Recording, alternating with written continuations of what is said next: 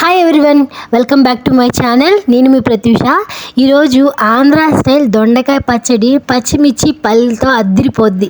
మనసు దోచే దొండకాయ పచ్చడి తాలింపు లేకుండానే కమ్మగా తినేసేయచ్చు.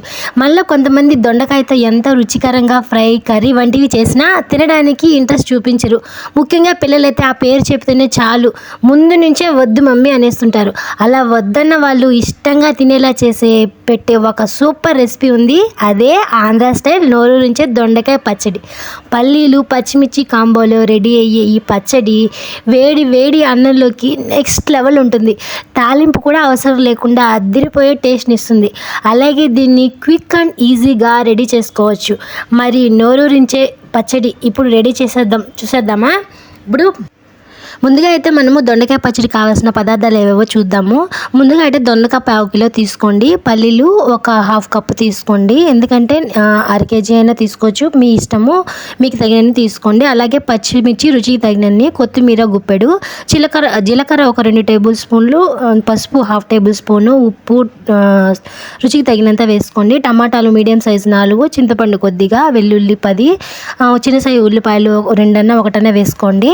నూనె తగినంత సరిపోతుంది. ఇప్పుడు కడాయి పెట్టుకొని అందులో మనము ఒక 2 టేబుల్ స్పూన్ ఆయిల్ వేసుకొని మనం పల్లీలు వేయించుకోవాలి. పల్లీలు పచ్చిమిర్చి ముక్కలు కొత్తిమీర వేసుకొని లో టు మీడియం ఫ్లేమ్లో కలుపుతూ వేయించుకోవాలి. ఇప్పుడు మనము పల్లీలు వేగిన తర్వాత కాసేపు ఇప్పుడు మనం కొత్తిమీర వేసుకోవాలి. పల్లీలు పచ్చిమిర్చి బాగా వేగిన తర్వాత ఆ మిశ్రమాన్ని ఒక ప్లేట్లో తీసుకొని పక్కన పెట్టుకోవాలి. చూసారు కదా, మనం ప్లేట్లో పక్కన పెట్టేసుకొని ఇప్పుడు మనము అదే ప్యాన్లో ఒక 2 టేబుల్ స్పూన్ల ఆయిల్ వేసుకొని హీట్ చేసుకోవాలి. ఆయిల్ కాగిన తర్వాత జీలకర్ర వేసి వేయించుకోవాలి.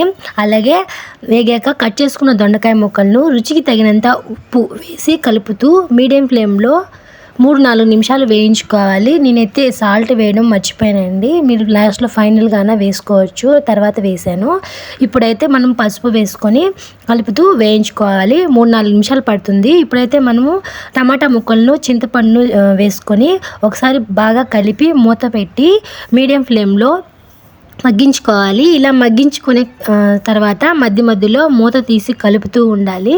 అప్పుడు అంటే మాడకుండా ఉంటుంది. దొండకాయ ముక్కలు బాగా మగ్గుతాయి. దొండకాయ టమాటా చింతపండు బాగా మగ్గిపోతాయి. మూత పెట్టి చేసుకున్న తర్వాత ఒక 2 నిమిషాలు అయితే సరిపోతుంది. ఇప్పుడైతే చూసారు కదా, టమాటాలు దొండకాయ ముక్కలు అయితే బాగా మగ్గిపోయాయి, చింతపండు కూడా మగ్గిపోయింది.